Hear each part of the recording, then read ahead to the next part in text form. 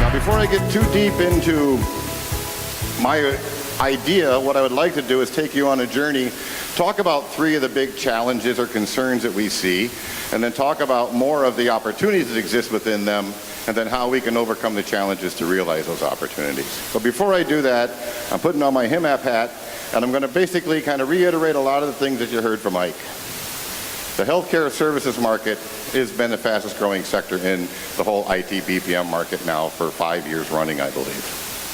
Back in 2006, this was an industry, 2010, this was an industry that generated $107 million in revenue as a whole and employed about 18,000 people.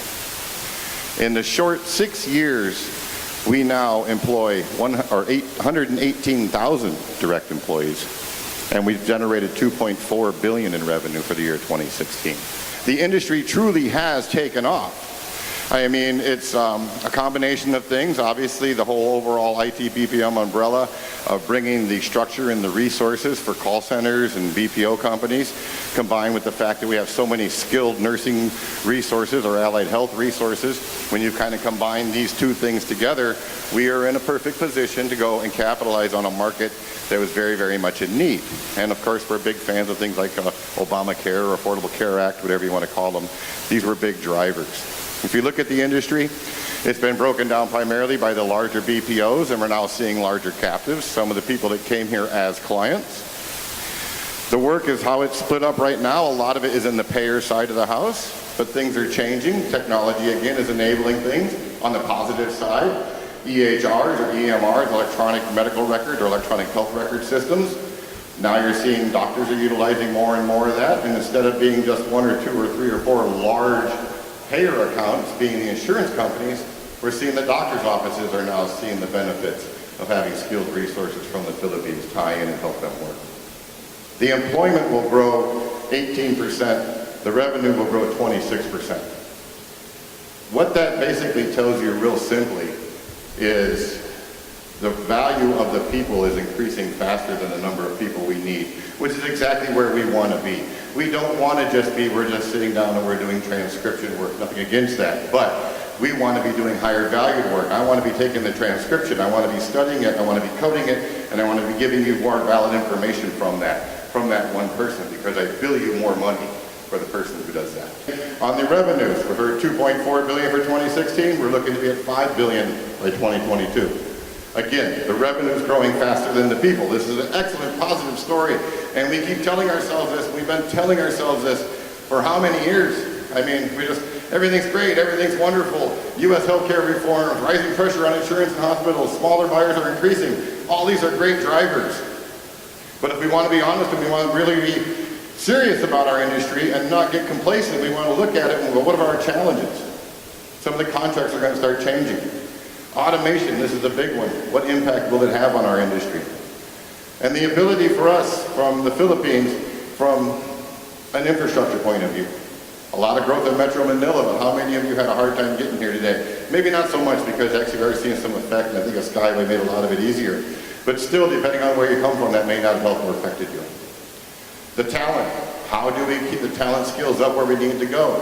If the talent skills are growing, people are paying more money for higher valued services, how do we ensure the people that are doing the services can do the higher valued services? So these are challenges for us that we have to deal with as we go along. So as I said, I picked 3 topics. We're going to go through them today. We're going to talk about the challenge, or the concern, I should say.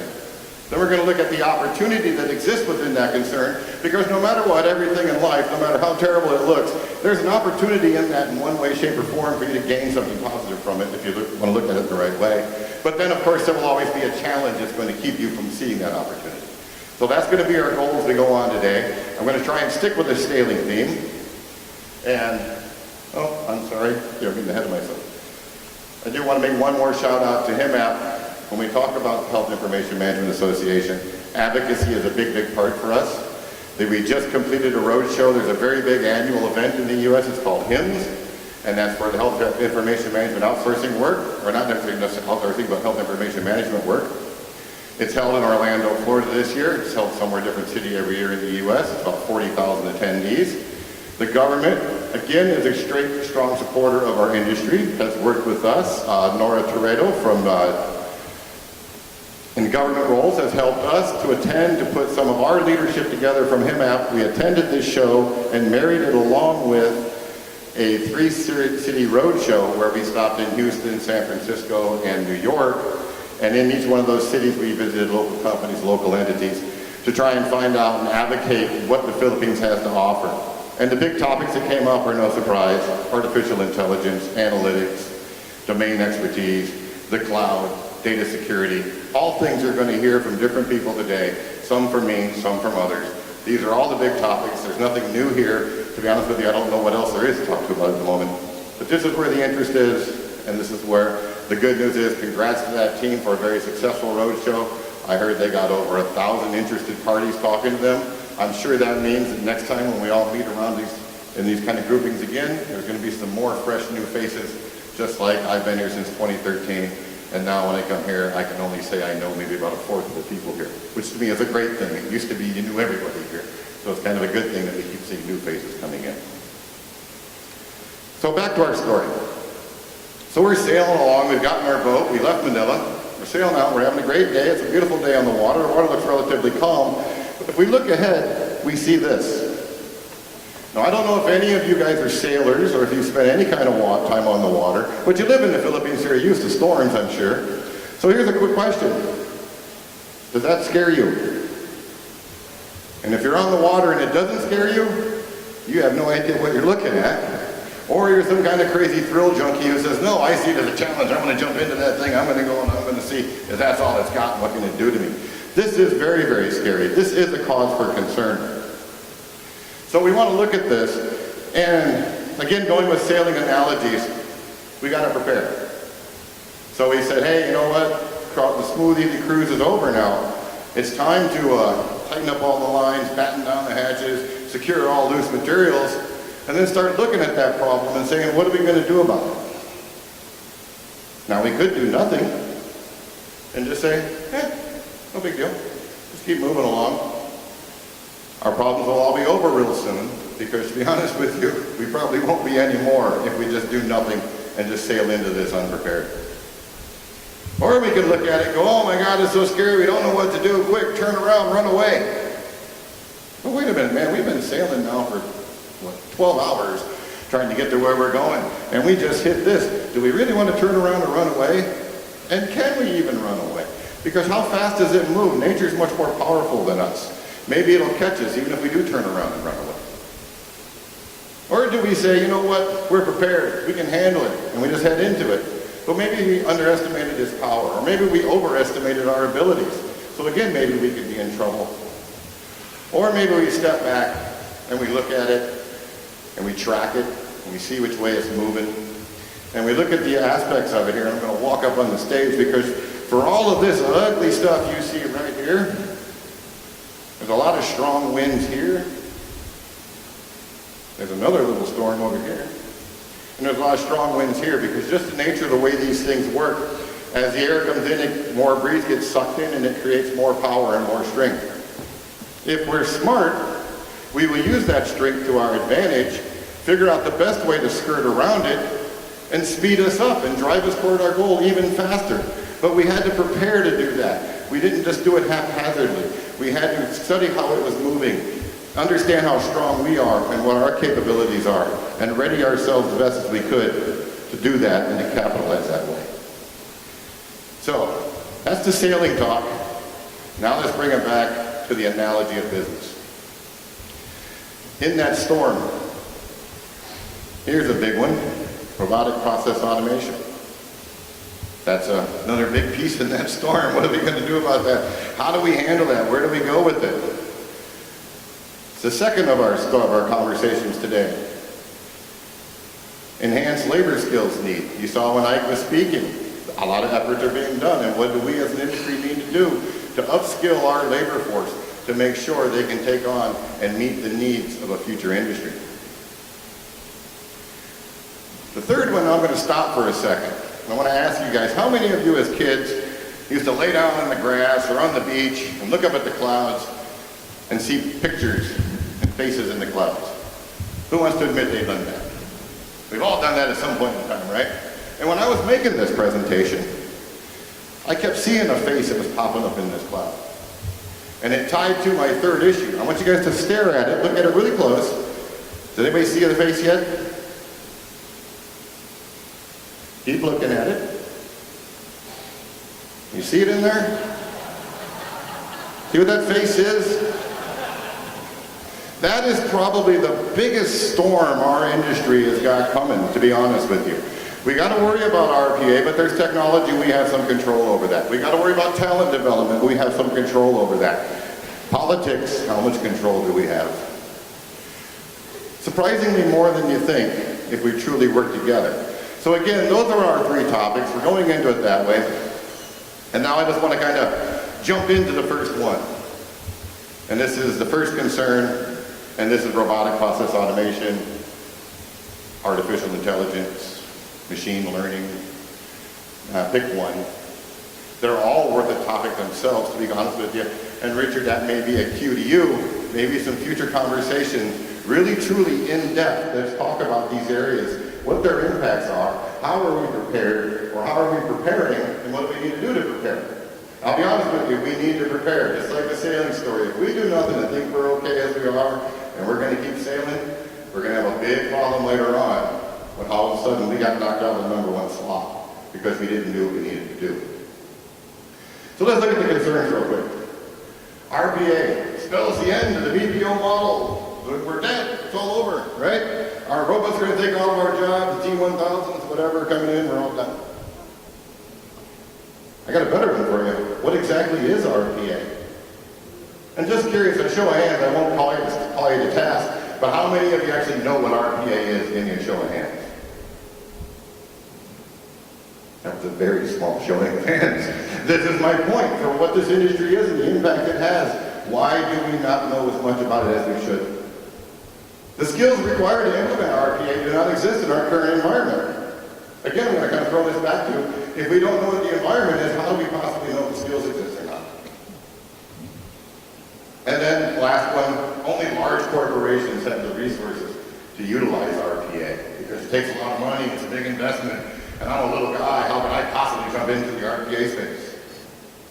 I studied a lot of different things online, looking at RPA and trying to understand where it came from, and to learn as much about it as I could as well. And there's a lot of different white papers I read, and part of my packet for the information I gave Richard to post for me was a PDF of this presentation, along with about 5 different white papers from different people that I included in a zip file for you to read. I recommend you do that. I also recommend you go out on your own and find a lot more data, because there's a lot out there. But I think it's a good primer. But of these things I read, the first one here is my very favorite line, and I think this summed it up the best. It says, this was a quote from a client where an RPA solution had been put into play. Now, my staff now has almost no repetitive clerical work to do. They have become process experts to spend their time fixing the sort of business problems that only people can solve. And that exactly is what our job will be if we want to continue to thrive. I don't want to be afraid of RPA. I don't want the computer's not taking my job. If the computer's taking my job, I'm not trying hard enough. Honestly, computers do a lot of stupid things really fast. Doesn't mean they're smart. We're smart. Who made the computers? Who builds and designs and programs the computers? That's us. So if they take our jobs away, it's our own damn fault. So I want to say, how do we use these as tools? How do you make me a better enabled agent? Instead of me being a guy that takes a call and routes you to the next guy who routes you to the next guy, how about I have all the information in front of me, and when you call, I'm the guy who can answer anything you need. This is what these tools will do for us. So we have to look at them that way, and we have to look at how we bring them into play. Another interesting thing about RPA and about computers is, again, computers do a bunch of really stupid things really fast and they look smart. They need set processes. I know we're talking about machine learning and things moving on, but just be real. Computers don't really learn that much. I mean, they're getting there, but they don't figure things out too bad. They really say it's all decision trees. You said this, you go that way. You said this went that way, that way. So we program that into them. For the past now almost 20 years, we have an industry that has built a whole reputation around creating processes and procedures and SLAs. This is what we all do. This is what we all thrive in. And RPA doesn't work without those solid foundations being there.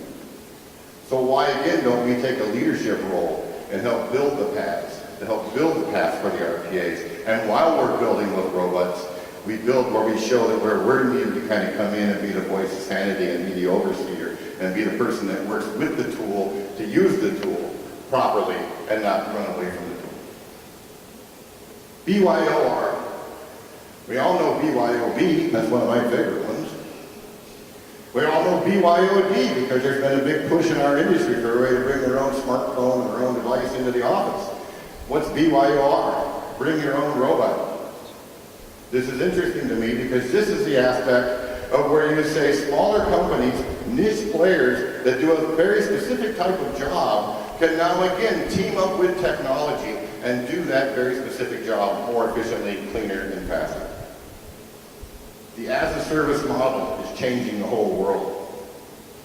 It used to be, yes, only big companies could do this because only big companies had the big deep pockets to do the investment for the $5 million phone switch or for the $5 million robot engines. But now, as a service, companies go out and they offer it out there and let anybody kind of go in and pay by the drink. You can now make phone calls as needed. I could say, I'm going to start a call center with 3 people tomorrow, and I can guarantee you by the end of the day tomorrow, I'd talk to Joby, he'd have me set up, and I'd have people on the phone making phone calls. And my investment would be, I would just give them a very minimal down payment to start it up and a commitment to go forward. I couldn't have done that 8 years ago. I would have had to go into a large phone provider and buy their minimal machine that only gave me half the services I need with this hookup where I'm going to buy more and more as it grows on and on. So that very same environment allows us, little guys, to do everything the big guys can do. And then now, even the last one, free RPA tools. This is no lie. We're looking at RPA. Oh my God, these companies can make all this money giving you an infrastructure for RPA. Somebody stepped up and said, we're going to give the technology away for free. Free. How all that works. I'm sure you're going to get some limited access, and then you're going to need to pay for the upgrades to enhance it and make it do more. But so what? We're all living a freemium world today, don't we? You download a game that you like a game, and then you spend a little more money to unlock the next levels or to get to the next codes. It's the same prospect now with this. So now the challenge. What do we as an industry need to do? To me, one of the biggest things we need to do is we need to change our mindset. We always seem to argue about how we're getting beat by price from India or from North Korea or wherever. I don't care. We're always talking about these guys are cheaper and we got to stay price competitive. What I've found in the industry, and especially in the healthcare space, people pay more for value. How many of you would buy a Mercedes versus, I don't know what car to pick on nowadays because they're all kind of getting better. But I don't want to offend anybody by picking a car. But tell you what, I owe a Kia. I like the Kia. This is a nice Kia. But I would have rather bought a Mercedes. Just because I've got in my mind, that is worth more. That money will give me a better product, give me something more solid.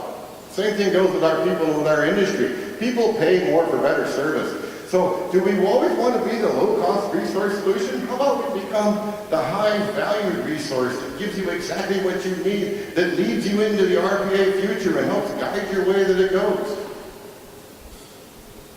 We need to utilize the aspects of the standard operating procedures and process controls that we build an industry in, again, to guide the RPA, to guide the robot future. Identifying lead in areas of opportunity. Again, back to these all kind of tie together. I'm saying the same thing over and over again. And again, just capping it with, I want to hear a thought leadership aspect coming from the Philippines. And I don't see that today. I see it a lot from India, but I don't see it so much from here. And why? We've been #1 in voice for how many years? We've been in this industry for how many years? How many things have been done here first? We are leaders, but we always portray ourselves as the can-do guys that sit down and get it done. Why don't we start talking about the ones that take you forward and show you where you can take it? And I think that's A marketing aspect for us, and back to the things you heard from Mike, there are these technical working groups that are working on these type of things. So again, these things are happening to some degree, but they need your support, your participation to go further. Next concern, enhanced labor skills. First one here is this RPA going to take the level 1 jobs away. Level 2 and level 3 will now become the entry point for work. That's a problem because right now today, my understanding is we're struggling with talent skills to meet the level 1 work. If the level 1 work goes away, what's bridging the gap from the people coming in here to the need up here? So we're struggling to meet the labor skills needs. And how do we meet the enhanced skills needs? More growth is occurring outside of Metro Manila. Are the provincial education environments capable of providing the skills needed? It's kind of a cheap shot because honestly, 60% of the workforce in Metro Manila comes from the provincial area. So I got to say the provincial schools got to be doing something, right? Shouldn't we build an overarching list of what the skills are we have, what the skills are we need, and how we can help you get there? And then millennials, last year millennial was the big talk. We're not talking about millennials now because we're worried about Donald Trump, we're worried about RPA, we're worried about local politicians. But, an interesting thing is when we're talking about the millennials didn't seem really interested in our industry because it was pretty boring work. But if RPA is going to change that and change it to now not the front end level work, but more of the higher level exciting work, maybe this is something that's going to be enhancing for them. So looking at the opportunities. Let's take a closer look at the talent we already have. We worry about how we're going to prepare for the next wave of business. And too many times we overlook the talent we have in-house to meet a very narrowly defined skill set for one particular client. We ignore the good people we have and we hire new people in just because they were a better resume JD match. Maybe we need to spend a little more money back and looking at the people we have, because I think we got a lot of good people. I know we have a lot of good people. And maybe instead of a $100K signing bonus for this skill set, maybe we spend $50K on upgrading the skills to make this one person that little bit better that we need. And we've already kind of talked about the aspect of they come out of Metro Manila, so obviously nationwide mapping, current work requirements are exciting and challenging. Kind of touched all that. I get ahead of myself on my slides. So the challenges are, and this is a big one for me, complacency. I mean, I've gotten complacent. I didn't have half this when I came here. I've settled in to a pretty comfy little role in life and role in the job and what I do. I wasn't like this before. I was certainly leaner and meaner. And is good enough ever really good enough? I mean, I'm the same with the healthcare space. An English-speaking nurse is nice, but wouldn't an educated, critical thinking, thought-driven nurse who understood my problem and told me how to fix it with a good English voice, wouldn't that be better? And again, why are we just settling for they speak English? I'll give you another thing that, again, pet peeve. When I first was earlier on in this industry, I never heard a Tagalog word on one of these stages. I never heard one as we were kind of talking on. But I've seen we've gotten a little more complacent and it starts to leak in and it comes out. And I have nothing against the language, but if our industry is 75% North America and they all want English, and we got to be critical thinking. If you're spending a 1/10 of your brain power translating from one language to another, that's 1/10 less of the brain power you're utilizing in a critical thinking capacity to solve my problem. So the adequate infrastructure, again, from the provincial areas, if you want people to come to a province, you got to have more than a pretty building. You got to show me that there's a true solid infrastructure, that power is reliable, sewage and water is reliable. My people can actually get to the office reliably, and not just on good days, but in what we know we always have bad days during the rainy season. So this is just kind of a call out to some of the aspects. All I'm saying is, we need to do more. We can't just be happy with what we are. So I'm going to go to the last one now, and this is the political environment. Now from local government, last year everybody kind of all got in a tizzy, right? Government changed around, some things were said. I like living here, so I'm not going to say too much about the things that were said, but I think we all know what those things are. But I mean, quite honestly, there was affiliations. I'm going to work with these other countries. It kind of scared our major customer base. Get out. Scared our customer base. And we were in a tizzy going, oh my God, what do we do? How do we deal with it? And then on another level, now I'm hearing that there's even talk of the very incentives to help bring business here, is there's talks about those incentives have gone on long enough. We're leaving tax money on the table. We want to change those incentives. So from a local, these are things we got to deal with. But back to the bigger one now. Those all sounded like big problems until this guy came along. Now all of a sudden we got a guy who's basically saying, hey man, I don't want any outsourcing. I've got a mandate, I'm going to eliminate Obamacare. Again, from a healthcare perspective, Obamacare was the big driver to make us happen. And maybe where the current local politician can be viewed as anti-American at times, Donald Trump, I tell you right now, is viewed as anti-non-American to the entire world. The Philippine government is moving into a digital world. And things we do for our foreign clients are now things that can be done here. And because of that, well, doors opening up, I think there's a lot, I see it, I know there's a lot of opportunity for services that you provide, and maybe more for the SMEs, but still, it could be on larger corporations as well, to do and provide those services here in a local government as well. The repealing of Obamacare will not repeal the need to lower the costs. It will not make the average age of the populace younger. You know, all those are the problems of why people are driving to us. We need to bring costs down, we need to do more with less. We have more older people, less younger people to help them. Those things don't change. So our industry will continue to grow. Foreign sentiment and access to U.S. visas. And the U.S. not being the most friendly foreign environment right now, to be honest with you, may bring some of our best and brightest minds back. And guess what? When they come back, they bring a bunch of knowledge and information with them. So that's a good thing for us as well. And lastly, you look at the world, and we look at our chart, 75% of our space or of our customer base is in the U.S. Well, the world is a very big place, and we need to step up our efforts to market and address and go after other places than just North America. Everything that we do makes sense everywhere else in the world. So why does it only have to be in North America? Because we were complacent and it was easy picking fruit. Now we just got to go back and do what we used to do years ago. Jojo, how many trips did you go on back in the day when you were out there advocating, trying to get people, Americans to come here?